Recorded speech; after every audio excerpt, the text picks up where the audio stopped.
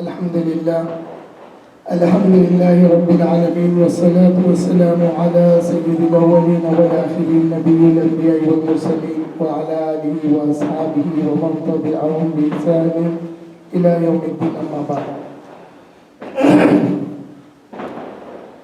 فقد قال الله تعالى في كلامه الخبير أعوذ بالله من الشيطان الرجيم بسم الله الرحمن الرحيم إلا تنصره فقد نصره الله صدق الله العظيم الحديث عن رسول الله صلى الله عليه وسلم دعوا أبا بكر فإنه تتمة النبوة أو كما قال عليه الصلاة والسلام محمد مصطفیٰ کا جانشین صدیق اکبر ہے محمد مصطفیٰ کا جانشین صدیق اکبر ہے بجز پیغمبروں کے سب سے اعلیٰ سب سے برتر ہے اگر ممکن ہو کوئی فضل سے صدیق اکبر کے محب مفتدی معروف یہ فرمان حیدر ہے علی مرتضیٰ کے خون پر حسرت کا ہے ایمان محمد مصطفیٰ کا جانشین صدیق اکبر سبحان اللہ سبحان اللہ جس آیت کریمہ کا میں نے شرف تلاوت حاصل کیا ہے اس میں اللہ جل شانہ فرماتے ہیں الا تنصرہ مگر یہ کہ میرے محبوب کی کسی نے مدد نہیں کی یہ آیت ہجرت کے متعلق ہے جس میں اللہ تعالیٰ واضح طور پہ فرما رہے ہیں الا تنصرہ مگر یہ کہ میرے محبوب مصطفیٰ کی مدد کسی نے نہیں کی فقط نصرہ اللہ جبکہ اللہ نے ان کی مدد کی ہے اب اس کی تفسیر میں مولا علی فرماتے ہیں اللہ تعالیٰ ساروں کو تنبیہ کیا مگر یہاں پہ حضرت ابوبکر کی شان بیان کیا سبحان اللہ سبحان اللہ تنبیہ ساروں کے لیے ہے کہ تم نے کسی نے میرے محبوب کی مدد نہیں کی مولا علی فرماتے ہیں اس میں شان صدیقیت بیان فرما رہے اللہ تعالیٰ مگر یہ کہ اے میرے محبوب تیرے محبوب نے تیرا ساتھ دیا ہے ہجرت کے وقت وہ ہجرت جو پہلی ہجرت حبشہ کی طرف ہوئی تھی اس ہجرت کی فضیلتوں کی ایک فضیلت یہ بھی ہے کہ اس میں حضرت عثمان غنی رضی اللہ تعالیٰ عنہ اپنی زوجہ صاحبزادی رسول اللہ صلی اللہ علیہ وسلم حضرت رقیہ رضی اللہ عنہا کے ساتھ آپ ہجرت کیے تھے حضرت عثمان غنی رضی اللہ تعالیٰ عنہ اپنی زوجہ جو حضور صلی اللہ علیہ وسلم کی شہزادی تھی ان کے ساتھ جب ہجرت فرمائے تو اللہ تعالیٰ نے فرمایا اللہ کے رسول صلی اللہ علیہ وسلم نے فرمایا کہ عثمان حضرت داؤد کے بعد وہ پہلے ہیں جنہوں نے اپنی زوجہ کے ساتھ ہجرت کی یہ فضیلت حضرت عثمان غنی رضی اللہ تعالیٰ عنہ کو ہے اور حضرت رقیہ کی وجہ سے یعنی حضور صلی اللہ علیہ وسلم کی شہزادی کی وجہ سے یہ پہلی ہجرت تھی اس ہجرت میں تقریباً 17 صحابہ جن میں 4 عورتیں باقی مرد تھے 17 صحابہ نے ہجرت حبشہ کی تھی حضور کے حکم پر وہاں کا جو بادشاہ تھا اس کا نام تھا اسحمہ مگر وہاں کی جو مملکت کا بادشاہ ہوتا تھا اس کو نجاشی کہتے تھے جیسا ہمارے حیدرآباد میں نظام ایک ان کا ٹائٹل ہے نظام ڈائناسٹی کا ٹائٹل ہے نظام لیکن جیسا ہمارا آخری جو ہوئے ان کا نام عثمان علی خان میر عثمان علی خان وغیرہ ایسا سمجھنے کے لیے وہاں پر جب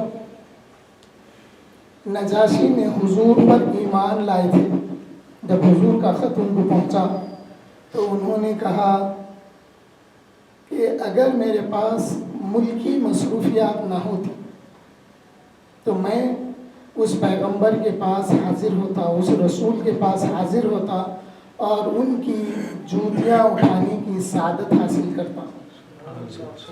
ایمان لا چکے تھے.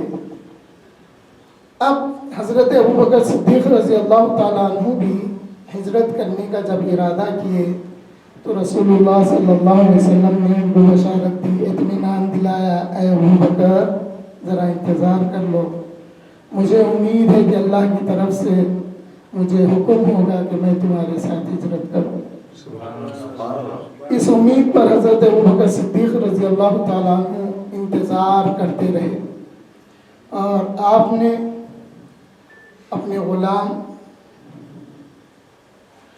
فہیرہ جن کا نام آیا ہے ان کو اور 2 اونٹ خریدے تھے, وہ لے کر اس کو نگرانی کرتے رہے, اس کو پال پوستے رہے, اور اس انتظار میں تھے کہ جب ہجرت کا وقت آئے گا تو میں ان اونٹوں پر ہجرت کے لیے نکلوں گا. پھر وہ وقت بھی آ گیا, اللہ کا حکم آ گیا کہ اے میرے محبوب اب یہاں سے ہجرت کر کے نکلو مکے سے مدینے کی طرف. ام المومنین عائشہ صدیقہ رضی اللہ تعالیٰ عنہ فرماتی ہیں کہ حضور صلی اللہ علیہ وسلم اکثر ہمارے گھر صبح یا شام کے وقت آتے تھے, مگر وہ دن جس دن رسول اللہ صلی اللہ علیہ وسلم دوپہر کے وقت تشریف لائے اور لا کر فرمانے لگے, اے ابوبکر ذرا اپنے گھر والوں کو مجھ سے دور کر دو تاکہ میں کچھ راز کی بات تم سے کہہ دوں. حضرت ابوبکر عرض گزار ہوئے, یا رسول اللہ یہ میری اہل ہے, آپ ان پر اعتماد رکھیے. رسول اللہ صلی اللہ علیہ وسلم نے فرمایا, اے ابوبکر مبارک ہو, اللہ نے مجھے حکم دیا ہے کہ میں ہجرت کر کے اب مکے سے نکلوں مدینے کی طرف. جیسے ہی حضرت ابوبکر صدیق رضی اللہ تعالیٰ عنہ نے حضور سے یہ بشارت سنی کہ حضور صلی اللہ علیہ وسلم کی صحبت حضرت ابوبکر کو میسر آ گئی ہے, تو آپ کی آنکھ سے آنسو نکلے, آپ رونے لگے. حضرت عائشہ صدیقہ رضی اللہ تعالیٰ عنہ بیان کرتی ہیں کہ زندگی میں نے پہلی بار کسی کو دیکھا ہے جو خوشی کے مارے روتے. میں نے زندگی میں پہلی بار دیکھا ہے جو خوشی کے مارے روتے ہیں, وہ تھے حضرت ابوبکر صدیق رضی اللہ تعالیٰ عنہ. جب وہ وقت آ گیا غار ثور کی طرف نکلے, حضور اکرم صلی اللہ علیہ وسلم اور حضرت ابوبکر صدیق رضی اللہ تعالیٰ جو مکے میں غار ثور ہے تقریباً 9 میل کے فاصلے پر ہے وہ, اور وہ مکے کے پہاڑوں میں اونچا پہاڑ شمار ہوتا ہے.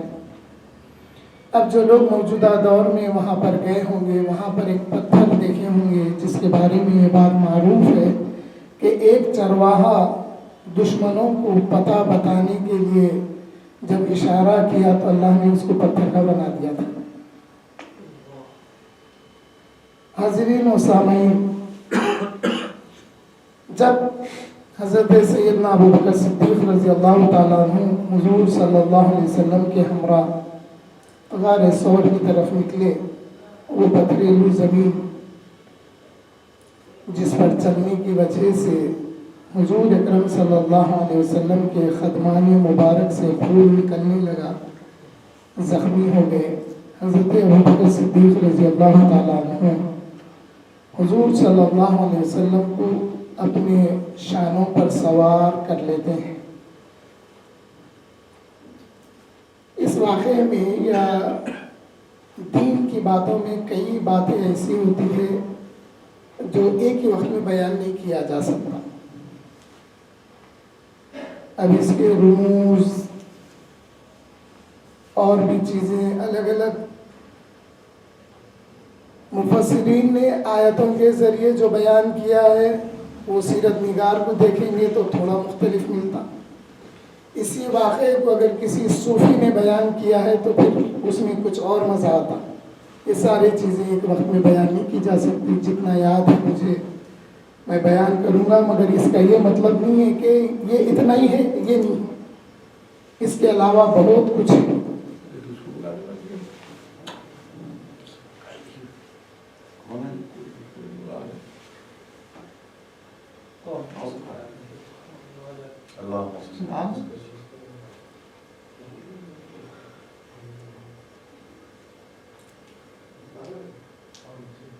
توجہ ادھر دیجیے، آنے والے آتے رہتے ہیں۔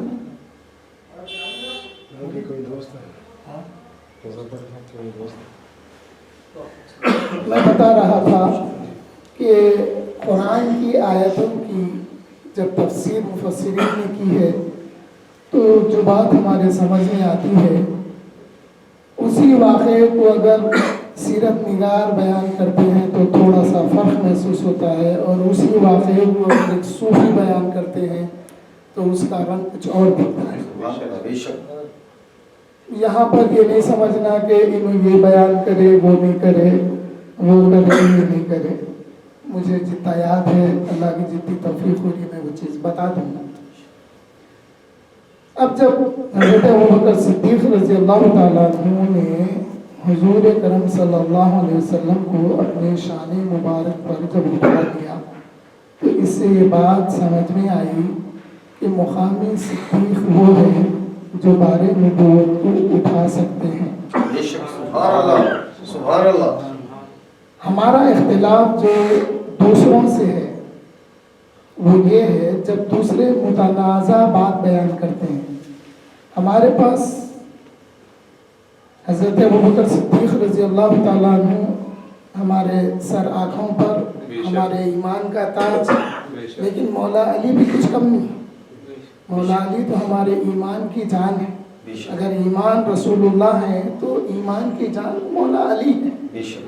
اب اختلاف کہاں ہوتا، شر پسندی کہاں، کمپیریزن، کمپیر کر کے یہ ایسا ہے یہ ایسا ہے، ایسا نہیں۔ ہمارے پاس اہل سنت والجماعت کے پاس دونوں کی فضیلتوں کو ہم اقرار کرتے ہیں، تسلیم کرتے ہیں، اس لیے ہم اہل سنت والجماعت ہیں۔ اسی لیے دنیا نے دیکھا کہ صدیق نے نبی کو اپنے شانوں پر اٹھا لیا، تو پھر دنیا نے وہ بھی دیکھا کہ حضور کے دنیا سے پردہ فرمانے کے بعد وہ ذات حضرت ابوبکر صدیق کی ہی تھی جس نے امت کو سنبھالا ہے۔ ازالۃ الخفا عن خلافت الخلفاء، یہ کتاب ہے محدث حضرت شاہ ولی اللہ محدث دہلوی، جن کے ذریعے ہندوستان میں علم حدیث آیا۔ ہماری سند بحرالعلوم کی سند شاہ ولی اللہ محدث دہلوی تک جاتی ہے، اس کے بعد عرب ممالک میں جاتی ہے۔ ان کی ایک کتاب ہے ان کی ازالۃ الخفا، خفا چھپی ہوئی باتوں کا ازالہ خلافت خلفاء کے متعلق۔ اس میں آپ نے یہ بیان کیا ہے کہ حضرت ابوبکر صدیق رضی اللہ تعالیٰ عنہ کی ذات مبارکہ ہر زاویے سے، ہر اینگل سے یہ صلاحیت تھی کہ آپ ہی خلیفہ ہوں۔ آپ میں اتنی خوبیاں تھی کہ آپ ہی خلیفہ ہو سکتے ہیں۔ 2 جلدوں میں بڑی کتاب انہوں نے دلائل کے انبار لگا دیے ہر لحاظ سے۔ تو میں بتا رہا تھا کہ حضرت ابوبکر صدیق رضی اللہ تعالیٰ عنہ کا وہ مقام ہے اور یہ فضیلت آپ کو حاصل ہے۔ اب آئیے خلافت افضل البشر بعد الانبیاء بالتحقیق حضرت سیدنا ابوبکر صدیق رضی اللہ تعالیٰ عنہ کے متعلق، اور میں ایک بات پڑھ کے بڑا خوش ہوا، پچھلے دنوں اسٹڈی کر رہا تھا۔ جیسا آفتاب خطابت سے پہلے آپ نے حیدر کے کئی معنی سنے،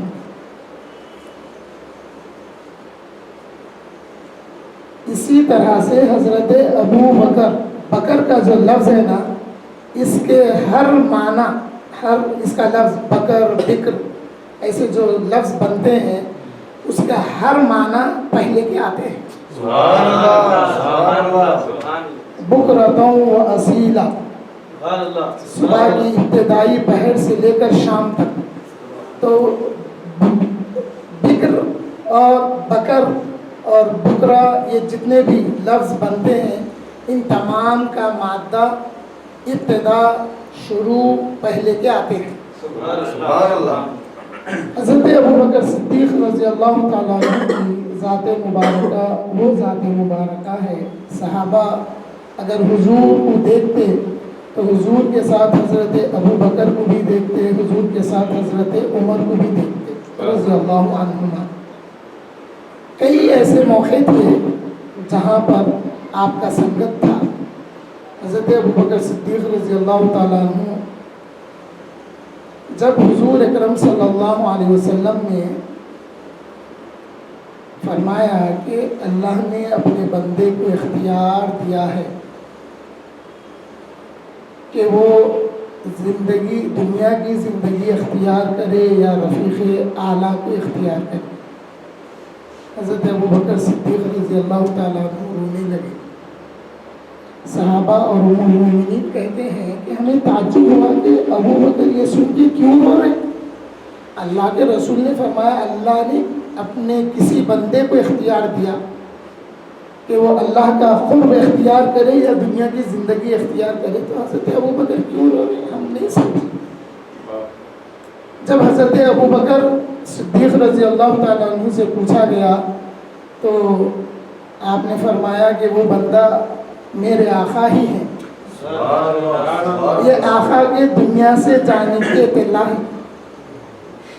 اب حضور صلی اللہ علیہ وسلم دنیا سے تشریف لے جانے والے ہیں. جب رسول اللہ نے یہ فرمایا کہ اللہ نے اپنے بندے کو اختیار دیا ہے کہ وہ دنیا کی زندگی اختیار کرے یا رفیق اعلیٰ کو، یہ سننے کے بعد حضرت ابوبکر رو پڑھ کر عرض گزار ہوئے یا رسول اللہ ہم آپ کا فدیہ اپنی جانوں سے، اپنی اہل و عیال کی جانوں سے اور اپنے مال سے کر دیتے ہیں. یہ کیا عقیدہ تھا، یہ کیا محبت کی انتہا تھی. حضور پر اپنے آپ کو قربان کر دینا، اپنی آل اولاد کو قربان کر دینا. بچوں کا لفظ آیا ہے یا رسول اللہ ہم اپنے بچوں کو، اپنی عورتوں کو آپ پر سے فدیہ کر دیں گے. یہ کیا عقیدہ تھا، یہ کیا بات تھی. یہ بات وہی بات تھی جو فدیہ حضرت اسماعیل علیہ السلام کا دیا گیا تھا. مجھے جو سمجھ میں آتا ہے حضرت اسماعیل علیہ السلام کا فدیہ اللہ نے جنت کے ایک مینڈے سے کر دیا تھا.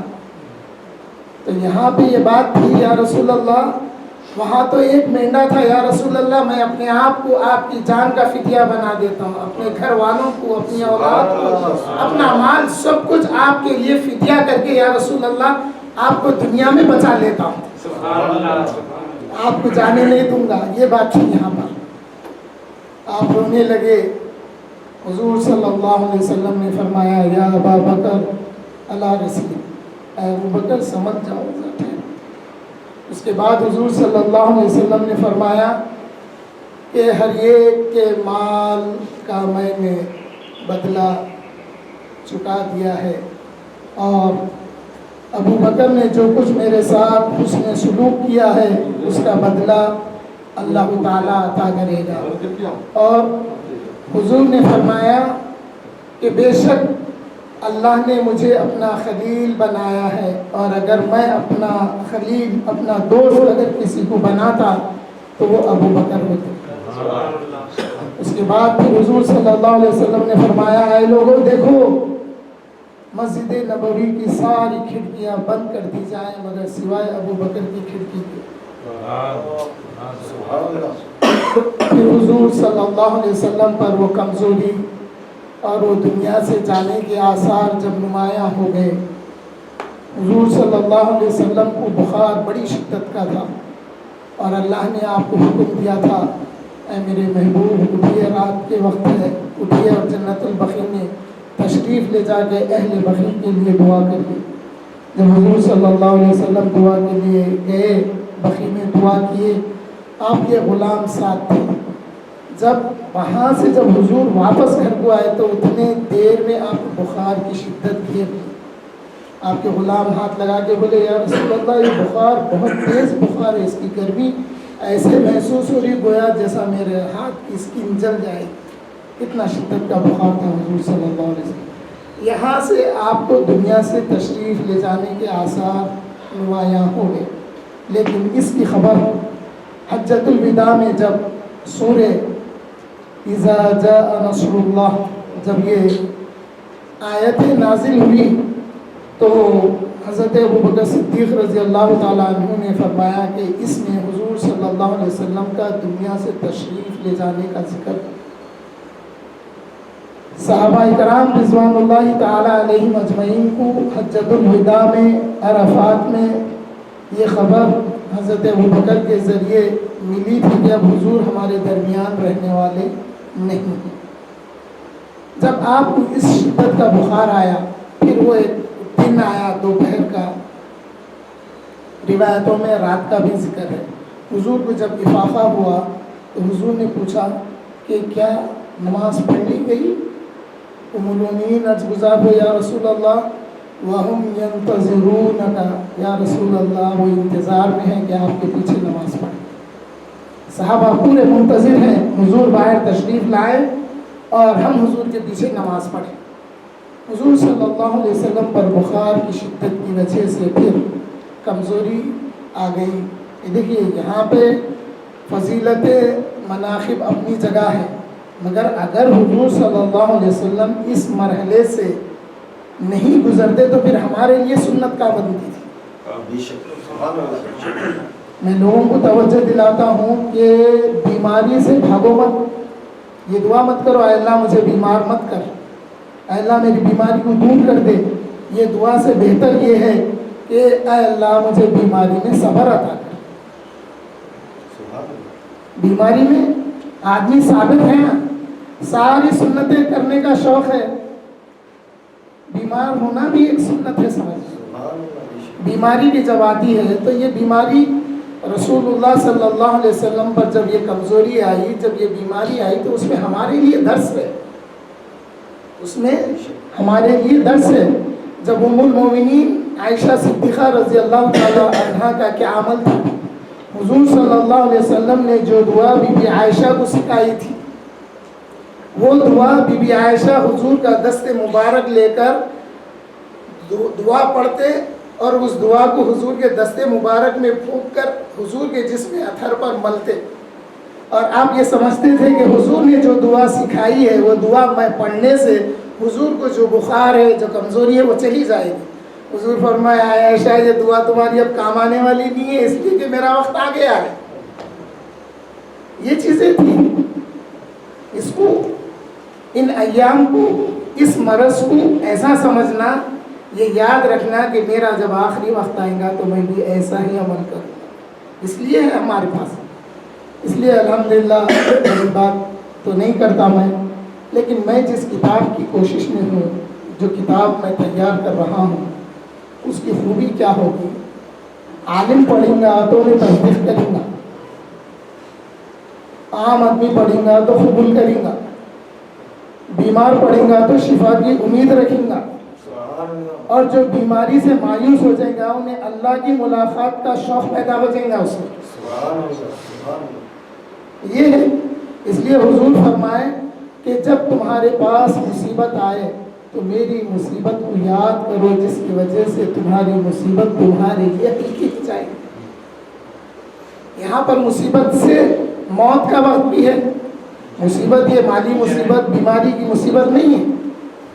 مصیبت سے یہاں پر مراد جب تمہیں موت کا وقت تمہارے قریب آ جائے تو تم میرے ان ایام کو یاد کرو جس کی وجہ سے تمہارے لیے موت آسان ہو جائے.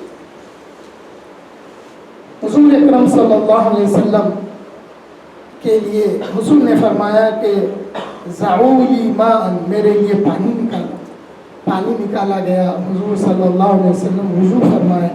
پھر آپ پر کمزوری اور نقاہت آ گئی. پھر کچھ دیر کے بعد جب افاقہ ہوا تو حضور پھر پوچھنے لگے کہ کیا نماز پڑھ لی گئی. ام المؤمنین گزار ہوئی یا رسول اللہ وہم ینتظرونک، یا رسول اللہ وہ ابھی تک آپ کے انتظار میں ہیں کہ آپ باہر تشریف لائیں اور عشاء کی نماز پڑھ لیں۔ 3 بار بلکہ 4 بار ایسا ہوا۔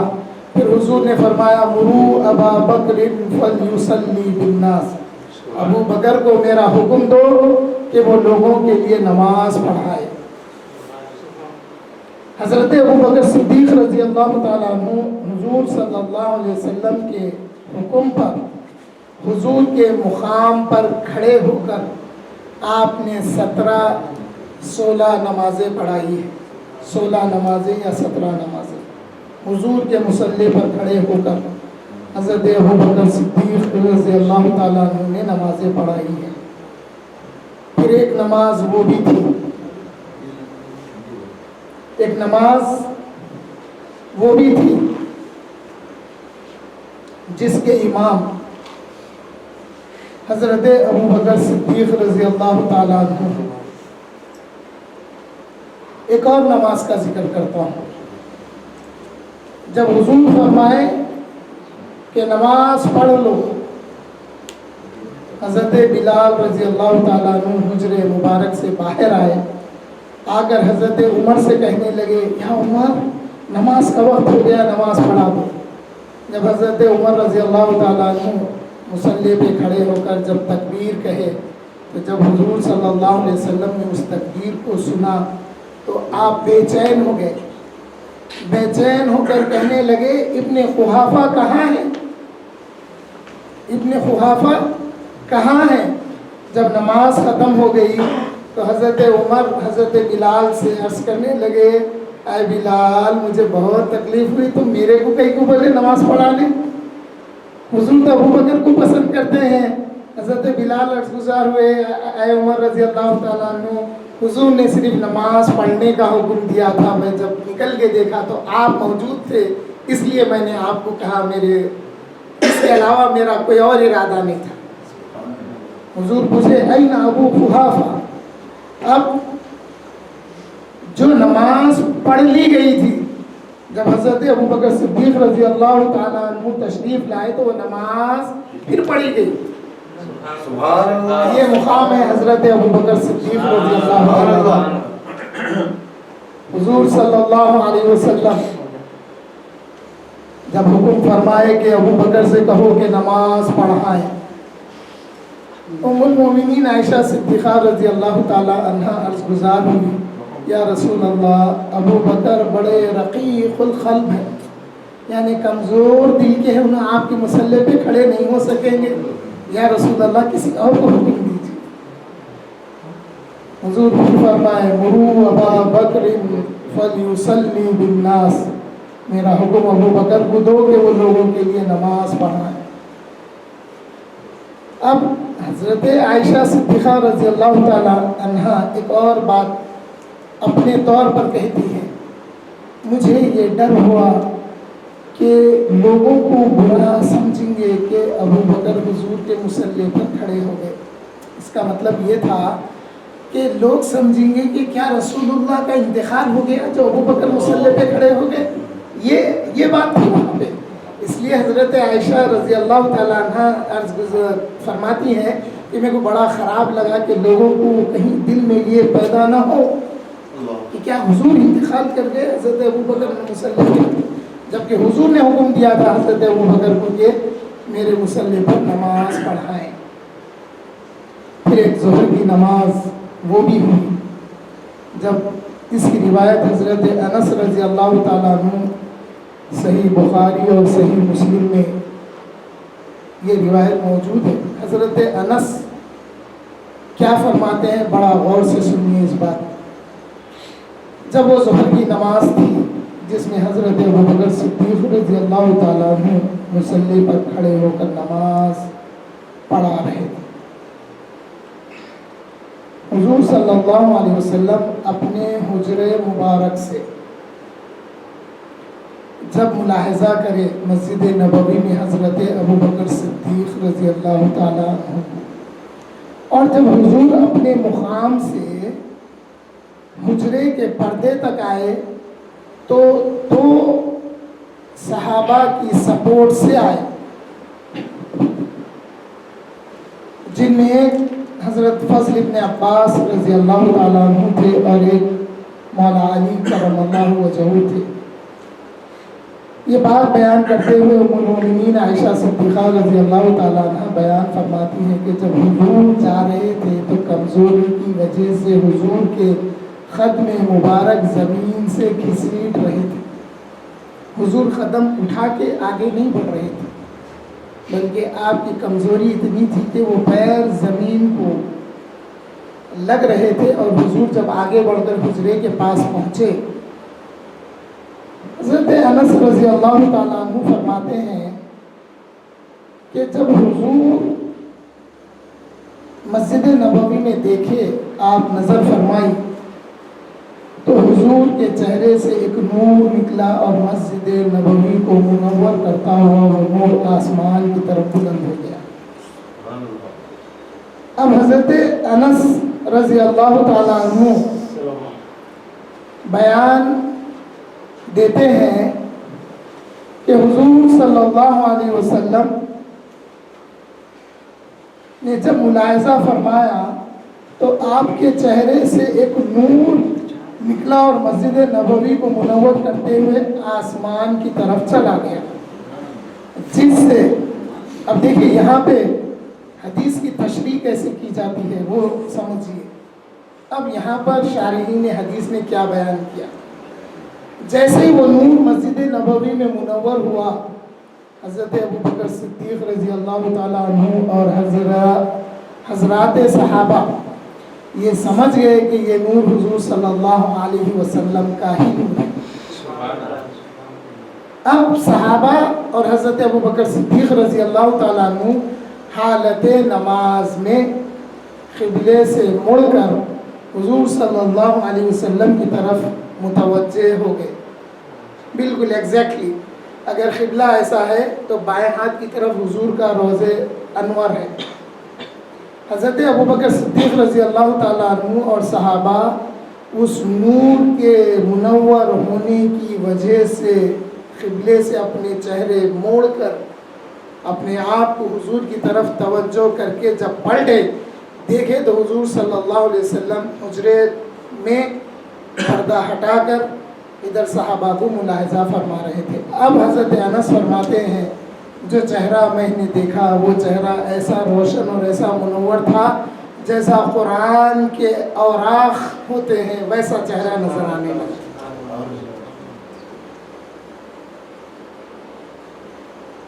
یہی نہیں، آئیے شرف کی بات جب کرتے ہیں صحابہ کی تو حضرت مغیرہ بن شعبہ رضی اللہ تعالیٰ عنہ کیا بات بیان کرتے ہیں۔ آپ کہتے ہیں کہ جب حضور صلی اللہ علیہ وسلم کی تدفین ہو چکی، حضرت علی اور حضرت فضل ابن عباس اور حضرت قسم اور ایک حضور صلی اللہ علیہ وسلم کے غلام جن کا نام شخران تھا، جب یہ حضور کے جسم مبارک کو مزار انور میں رکھ کر جب باہر آ گئے تو حضرت مغیرہ ابن شعبہ نے اپنی انگوٹھی جان بوجھ کے گرا دی، گرا کر کہنے لگے یا علی کرم اللہ وجہ میری انگوٹھی گر گئی، میں لا لوں کیا؟ حضرت علی فرمائے جاؤ۔ جیسے ہی اندر اترے تو سب سے پہلے حضور کے قدم مبارک کو انہوں نے ہاتھ لگایا اور پھر اپنی انگوٹھی لے کر اپنی لے کر آگے۔ اس کے بعد لوگوں میں بولتے تھے اے لوگوں میں وہ آخری شخص ہوں جنہوں نے مزار اطہر میں رسول اللہ کا دیدار کیا۔ نعرہ تکبیر، نعرہ تکبیر، نعرہ رسالت یا رسول اللہ۔ یہ عقیدت تھی صحابہ کرام کی حضور صلی اللہ علیہ وسلم کے ساتھ۔ حضرت انس فرماتے ہیں کہ وہ جو چہرہ ہم نے دیکھا تھا وہ نورانی چہرہ، وہ قرآن کے اوراق نظر آئے۔ اب شارحین حدیث نے کیسے اس کی تشریح کی، امام نووی نے ایک الگ انداز میں، امام عینی نے الگ انداز میں۔ شارحین نے بتایا کہ پردہ جب ہٹا تو اس کی آواز آئی، پردے کی جب آواز آئی تو صحابہ کو یقین ہوا کہ سوائے حضور کے کوئی اور دروازے پر نہیں آ سکتا۔ اب جب پردہ ہٹا ہے تو ضرور وہ حضور صلی اللہ علیہ وسلم۔ مگر پھر اس کی مزید ایک شرح یہ کی گئی کہ نہیں، پردے کا آواز نہیں آتا، پردے کا آواز نہیں آتا۔ اس زمانے میں کپڑا یا ٹاٹ جو بھی ہو، پردے کا آواز نہیں تھا، وہ جو حضور کے چہرے سے نور نکلا اس کی وجہ سے صحابہ پہچان گئے کہ یہ نور حضور کا ہے، اور حضور صلی اللہ علیہ وسلم حجرے کے پردے تک تشریف لا چکے۔ اس لیے صحابہ مڑ کے حضور صلی اللہ علیہ وسلم کی طرف دیکھنے لگے۔ حضرت ابوبکر صدیق رضی اللہ تعالیٰ عنہ بھی مڑ کر دیکھنے لگے۔ یہاں پہ دو واقعے ہیں۔ ایک واقعے میں یہ ہے کہ حضور صلی اللہ علیہ وسلم جب اور آگے آنے لگے تو حضرت ابوبکر صدیق رضی اللہ تعالیٰ عنہ اپنا مسلح چھوڑ کر پیچھے آنے لگے، تو حضور صلی اللہ علیہ وسلم نے اشارہ کر کے فرمایا، یا ابا بکر علی مکانک، اے ابو بکر اپنی جگہ کھڑے رہو۔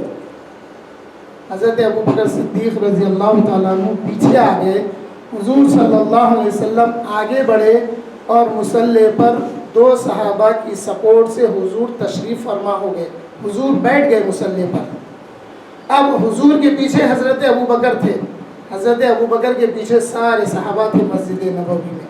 تو یہاں پر حضور صلی اللہ علیہ وسلم بیٹھ کر نماز پڑھائے، حضرت ابوبکر کھڑے ہو کے پیچھے نماز پڑھے، ان کے پیچھے سارے صحابہ تھے۔ یہ ایک واقعہ ہے۔ ایک دوسرا واقعہ کیا ہے؟ اسی طرح سے حضور جب حجرے سے جلوہ افروز ہوئے، تشریف لائے، اور جب دیکھے تو نور سے مسجد منور ہو گئی۔ اچھا، یہاں پہ ایک بات اور عقیدے کی ہے، دیکھیے، جب نماز ختم ہو گئی تو حضور فرمائے، یا ابا بکر ما منعک ان تثبت علی مکانک اذ امرتک، اے ابو بکر کیا بات تھی جب میں نے تم کو روکا کہ تم اپنے مقام پر ٹھہرے رہو، پھر تم نے میری بات نہیں سنی؟ تو حضرت ابو بکر عرض گزار ہوئے، یا رسول اللہ ما کان لابن ابی قحافہ کا، یا رسول اللہ ابو قحافہ کے بیٹے ابو بکر کی کیا مجال ہے کہ وہ آپ کے آگے کھڑا ہو کر نماز پڑھے، اس لیے میں پیچھے آ گیا۔ یہ ہے حضرت ابوبکر صدیق رضی اللہ تعالیٰ عنہ۔ وہ جو دوسرا واقعہ جس میں حضور نے جب دیدار فرمایا، جب ملاحظہ فرمایا صحابہ، اب میرے ابوبکر کے پیچھے صحابہ کیسے نماز پڑھ رہے ہیں، کہاں تک اطاعت کر رہے ہیں، کہاں تک فرما بردار۔ صحابہ پورے طور پر حضرت ابوبکر صدیق رضی اللہ تعالیٰ عنہ کی اقتداء میں ویسے ہی نماز پڑھ رہے تھے جیسا حضور کے پیچھے پڑھتے ہیں۔ وہاں پر کسی نے اختلاف نہیں کیا، یہاں تک کہ خود مولا علی کرم اللہ وجہہ بھی حضرت ابوبکر صدیق رضی اللہ تعالیٰ عنہ کے پیچھے نماز ادا کی ہے۔ حضرت ابوبکر صدیق رضی اللہ تعالیٰ عنہ بھی، حضرت علی کرم اللہ وجہہ نے بھی حضرت ابوبکر صدیق رضی اللہ تعالیٰ عنہ کے پیچھے نماز ایک نہیں پوری نمازیں پڑھے۔ حضور صلی اللہ علیہ وسلم نے جب دیکھا کہ حضرت ابوبکر نماز پڑھا رہے ہیں، صحابہ پورے پیچھے موجود ہیں، اور پھر حضور کی طرف پورے التفات کر کے حضور کی طرف حضور کے دیدار کر رہے ہیں، حضور کے چہرے کا دیدار کر رہے ہیں۔ کیوں؟ کئی دن ہو گئے تھے صحابہ کو کہ حضور کا دیدار نہیں ہوا تھا۔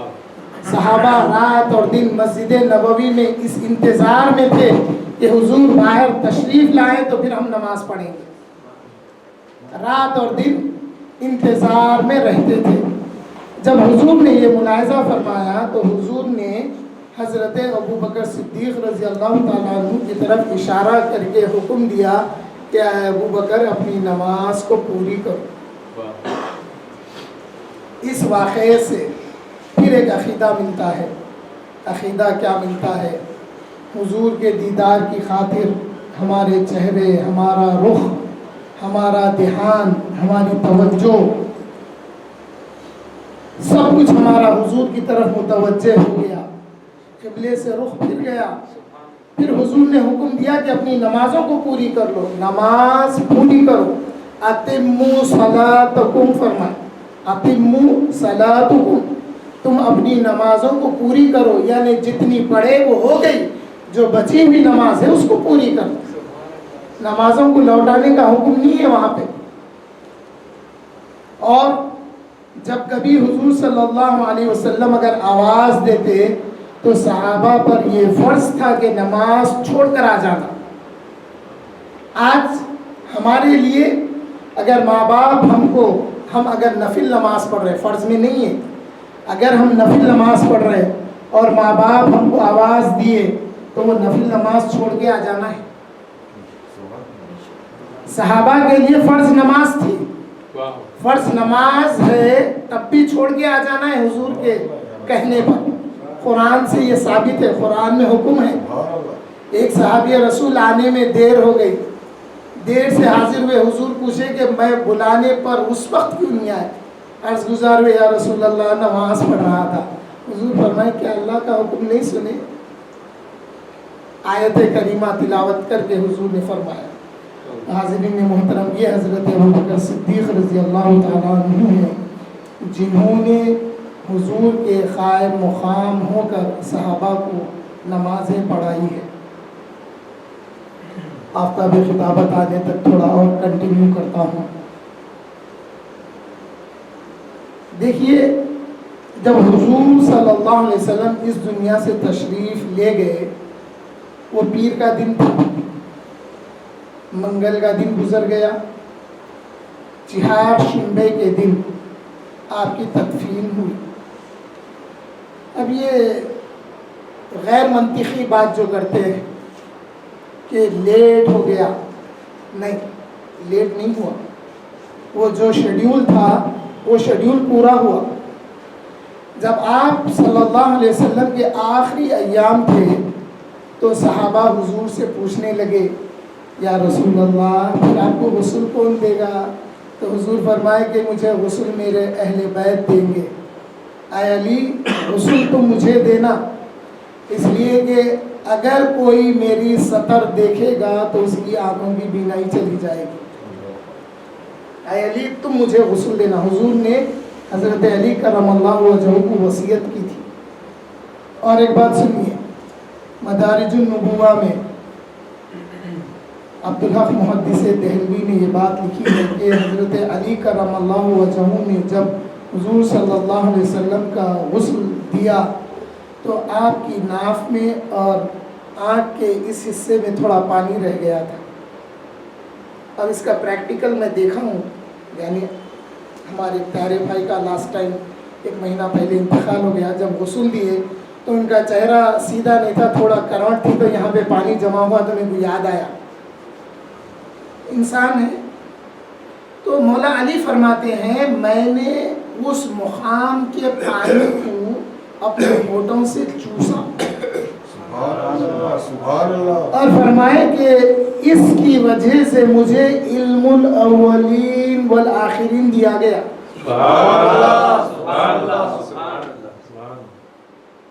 اور پھر مولا علی فرماتے ہیں کہ اسی وجہ سے میرا قوت حافظہ بہت زیادہ ہے۔ تو جب حضور کا وصال مبارک ہوا، حضور اس دنیا سے جب تشریف لے گئے تو حضرت ابوبکر صدیق رضی اللہ تعالیٰ عنہ نے فرمایا کہ اے اہل بیت رسول اللہ صلی اللہ علیہ وسلم، اے علی، حضور نے آپ کو وصیت کی ہے کہ آپ حضور کو غسل دیں، تو آپ تمام حضرات اہل بیت غسل دینے میں مشغول ہو جائیے۔ اور جیسے ہی حضور کا اس دنیا سے وصال ہوا، آپ یہاں سے جب تشریف لے گئے بظاہر طور پر، تو فتنے اسی وقت سے شروع ہو گئے تھے۔ اس کی مثال میں بتاتا ہوں آپ کو۔ جب آپ حجۃ الوداع سے جب آپ واپس آ رہے تھے تو غدیر خم پر، وہ غدیر خم ایک ایسا پوائنٹ تھا جہاں سے ڈیفرنٹ ممالک کی روٹس بنتے تھے، لوگ اپنے اپنے ملک وہاں پر مدینے سے سیدھا غدیر خم میں آتے، وہاں سے الگ الگ راستے بنتے، اپنے اپنے مقامات کو چلے جاتے تھے۔ وہاں پر جنہیں جانا تھا وہ چلے گئے، اور جو مدینے میں حضور کے ساتھ آ گئے تھے، اس کے بعد جب حضور صلی اللہ علیہ وسلم کی طبیعت میں فرق آیا تو حضور نے پھر حکم دیا تھا کہ اب یہاں سے تم لوگ اپنے مقام پر چلے جاؤ۔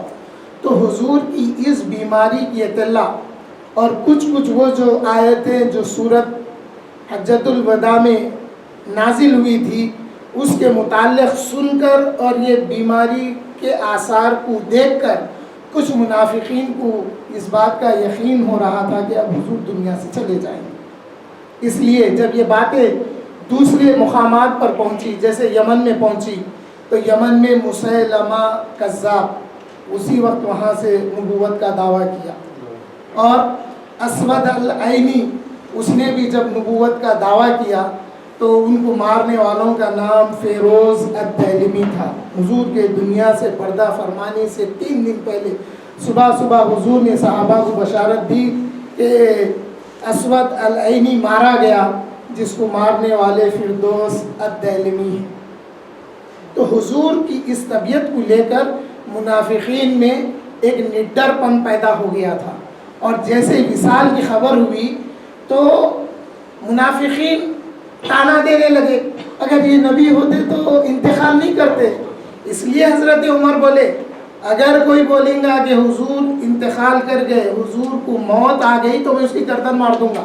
ये बात थी। मुनाफिकों को आप ये बात का, इस बात से डराने के लिए आपने कहा था कि मैं उनकी गर्दन मार दूंगा जो ये कहेगा कि हुजूर सल्लल्लाहु अलैहि वसल्लम को मौत आ गई। जब हज़रत अबू बकर सिद्दीक़ रज़ी अल्लाह ताला अन्हु को मालूम हुआ, आप अवाली में थे मदीने में, मालूम हुआ तो रोते रोते आप आए, और जो कुछ तफसील है वो आप हुजूर के माथे को बोसा लिए, अपने बुज़ुर्गों के, अपने वालिदैन के, पीर व मुर्शिद के ऐसे मौके पर उनके माथे को बोसा लिया जा सकता है। ये सुन्नत हज़रत अबू बकर सिद्दीक़ रज़ी अल्लाह ताला अन्हु है। और जब हज़रत अबू बकर का विसाल हुआ तो हज़रत अली ने भी बोसा लिया था। आप जब आकर बोसा लिए, उसके बाद में बाहर जब तशरीफ़ लाए मस्जिद नबवी में, तो एक शोर और एक हंगामा बरपा पहले से था। आप वो देखे, रुके नहीं, पहले हुजूर के पास हाजिर हुए, सलाम अर्ज़ किया हुजूर को, और हुजूर की तारीफ़ बयान की, हुजूर के माथे का बोसा लिया। फिर जब वापस आए तो हज़रत उमर मिले, तो हज़रत उमर को रोक दिए। आप मिंबर पर खड़े होकर आयत पढ़ने लगे, वमा मुहम्मदुन इल्ला रसूल, मोहम्मद सल्लल्लाहु अलैहि वसल्लम अल्लाह के रसूल हैं। क़द ख़लत मिन क़ब्लिहि रुसुल, और इनसे पहले भी और रसूल ऐसे ही गुजर चुके हैं दुनिया से। अफ़ा इन माता औ क़ुतिलन क़लबतुम अला अक़ाबिकुम, ऐ लोगों, अगर हुजूर सल्लल्लाहु अलैहि वसल्लम इंतकाल कर जाए तो क्या तुम लोग दीन से फिर जाओगे? जब ये बात हज़रत उमर किसी को बर्दाश्त नहीं कर रहे थे, तलवार लिए हुए थे। हज़रत उमर ने ये आयत जब हज़रत अबू बकर रज़ी अल्लाहु अन्हु की ज़ुबान से सुना, तो वो कहते हैं कि जब ये मैं सुना तो मुझे लगा कि ये आयत का नुज़ूल इस वक्त के लिए था, और जब ये मैं सुना तो मेरा सर घूमा, मुझे चक्कर आई और वो गिर पड़े, बेहोश हो गए। जब होश आया तो कहने लगे कि मैं तो कुछ और समझ रहा था, मगर ये आयत सुनने के बाद मुझे लगा कि ये आयत इस वक्त के लिए नाज़िल हुई है। तो हज़रत अबू बकर सिद्दीक़ रज़ी अल्लाह ताला अन्हु का वो मुक़ाम है कि हुजूर के बाद जो उम्मत को संभाले हैं वो ज़ात हज़रत अबू बकर सिद्दीक़ रज़ी अल्लाह ताला अन्हु की है। जो कुछ कहा गया है अल्लाह ताला इसको कबूल फरमाए। हज़रत अबू बकर सिद्दीक़ रज़ी अल्लाह ताला अन्हु की मोहब्बत हमारे दिलों में ऐसे जागुज़ी फरमाए। अल्लाह, जैसे आपने सल्लल्लाहु अलैहि वसल्लम की मोहब्बत हज़रत अबू बकर सिद्दीक़ रज़ी अल्लाह ताला अन्हु को अता की थी, मरने से पहले ज़ुबान पर कलिमे तय्यब ला इलाहा इल्लल्लाह मुहम्मदुर रसूलुल्लाह नसीब फरमा। आमीन। अल्हम्दुलिल्लाहि रब्बिल आलमीन।